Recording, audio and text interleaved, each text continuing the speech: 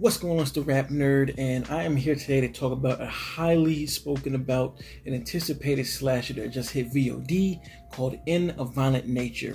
Now, the biggest thing about this film and the thing that brought audiences in to watch this joint is it is a slasher told from the killer's perspective. It's a different way to get into slashers that we haven't seen done widely, and I can say that this movie has been hyped up, spoken about, whether it be negative, positive. It's been the talk of the town in horror for the first half of the year. And again, couldn't wait to sink my teeth in it, and I just got done watching it. If you're interested in it, I would definitely say you need to go ahead and watch it first. Don't even listen to reviews to make a decision. Go watch it, because if you are into horror, it's worth watching. Now, I can say I loved this film, and to express that love, the first half of this review was going to be non-spoiler, and the second half I'm going to get into spoilers as to why I love this movie and the execution. Because honestly, watching a lot of horror reviewers talk about this film, there are a lot of things that were never touched on that I'm surprised were never touched on, because I thought this movie was brilliant. I thought that what they did with this film was brilliant, and it goes past just being from the perspective of the killer. But again, I'll get into that in the second half. So first thing, the story follows this killer named Johnny, who is brought back to life because his mother's necklace is removed from his gravesite. And when it gets removed, he comes back to life, and it's pretty much a revenge story of him going after anybody who's there and trying to get the necklace back. Off rip, it comes off as one of those campy 80s summer camp type slashers, and it does give you that. And I love that aspect about it, because one of the things I went into worrying about was that this film was going to be taking itself very seriously. And one of the things about these types of slashers is the camp, the humor, the slapstick stuff that comes with this genre of slasher, right? And you get all of that, even though it's still from the killer's perspective. You hear the same type of hammy dialogue between characters. The young adults still get into young adult mischief like sex, and they have their own fights and squabbles amongst themselves. You have over-the-top characters. You get all of that same stuff that you like from those films in this film, but again, you just see it from the killer's perspective. You'll see all of that from his perspective as he looks. And I thought that part made it dope, and you still get that sense of fun and slapstick with the movie. Because I was like, I wasn't sure how a serious slasher like this would go, especially the way that the violence in this film was spoken about. I was like, it might just seem mean-spirited.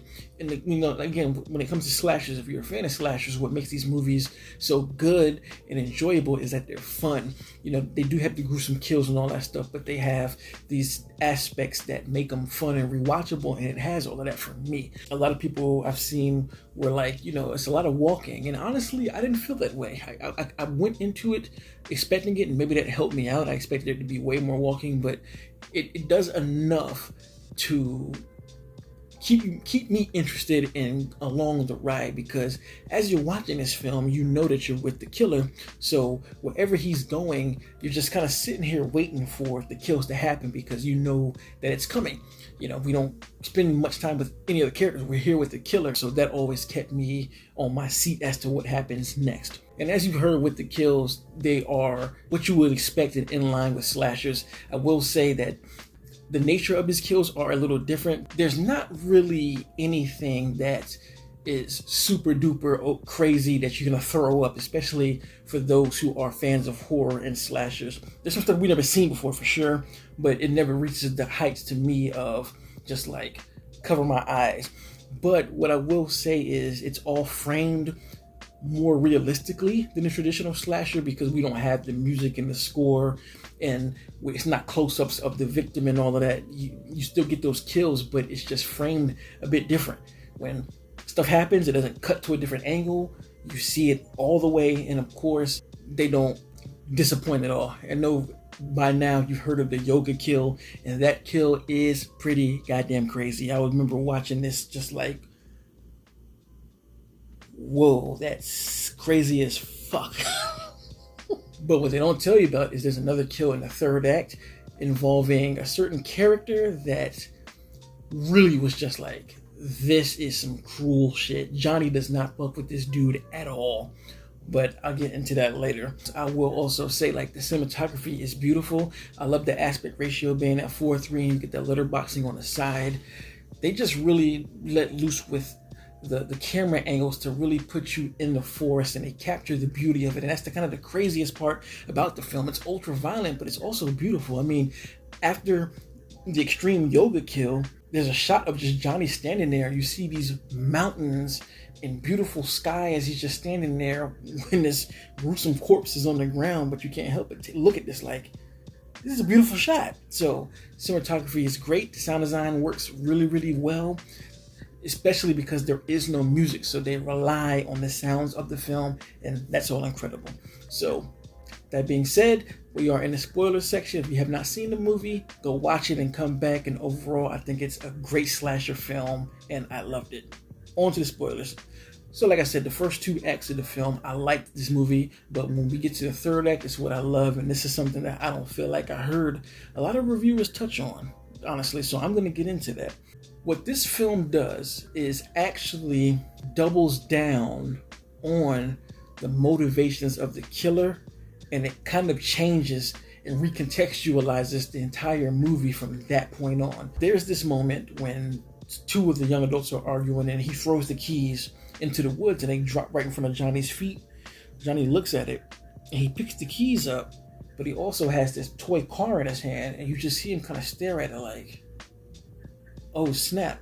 And in the story, Johnny was baited to climb a tree from kids at this camp to get a bag of toys, and he pretty much falls to his death, and that's how this whole thing happens. Dies, and then later he comes back and kills a bunch of people and gets put back into his grave and stuck there with his mom's necklace to keep him there, keep him at peace. So when he has this toy, he literally drops his weapon, walks to the other side of a tree, takes his mask off, sits down and just stares at it. Shot changes to like how I am, and you see him holding this toy, and you could just see so many thoughts as he's like, oh wow, this is the toy that I always wanted, and what I died for, what I thought I wanted, and here I am finally getting it.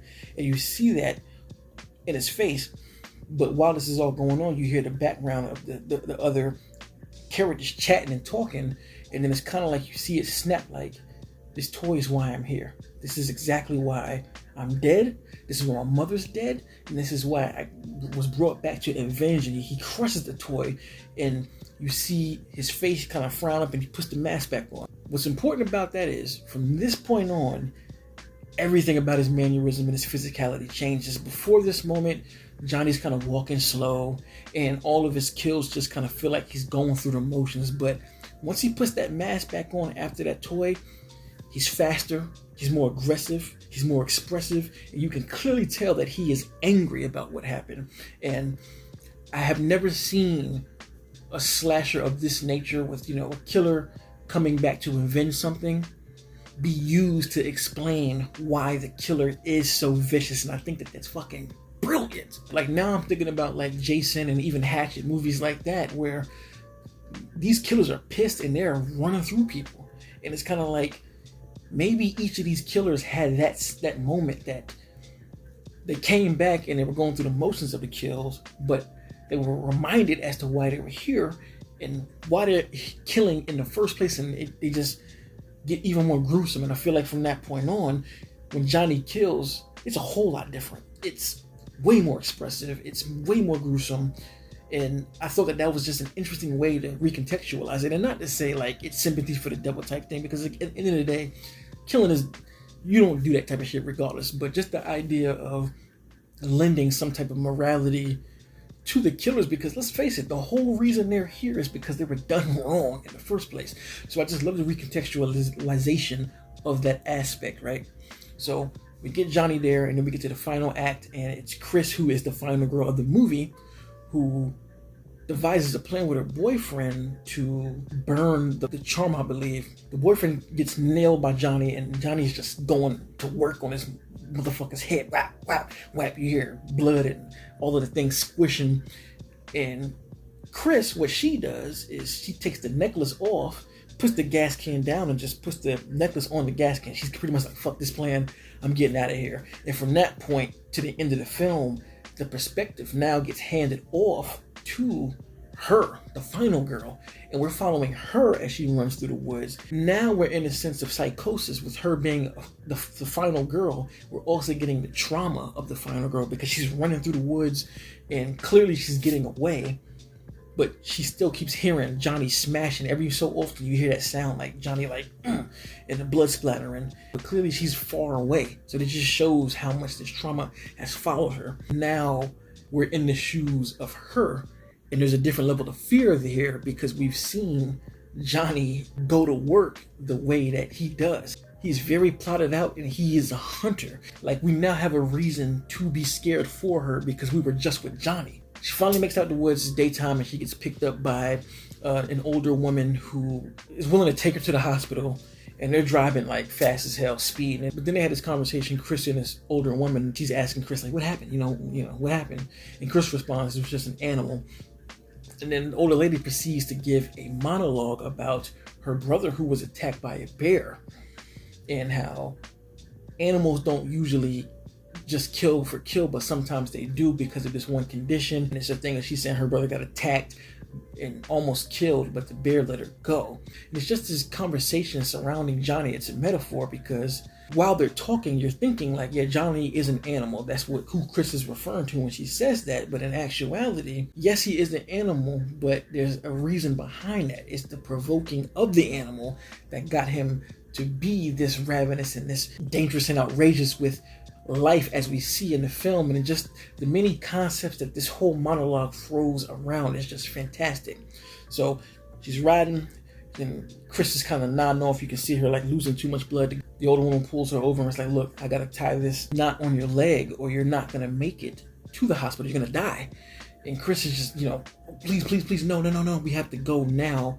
And as they pull over, you see Chris looking into the wild, and she's clearly looking for Johnny. And at that moment, I was pretty terrified because like, I know what Johnny is capable of. We've seen him this entire time. And you even get like the flies kind of whizzing around because Johnny is a corpse, and she just keeps looking and trying to find her. It cuts back to the shot of the gas can, and his mom's necklace was hanging, but you see the necklace is gone. So it's kind of like, did Johnny get the necklace? Is he back in peace? Is that all he wanted? It's ambiguous. And then it cuts to the credits, but then you start thinking about the whole thing about, an animal and its prey. Johnny is preying on his people. And then it brought me back to sequences like the campfire tale when they're talking about Johnny and the camera's just spinning around the crew.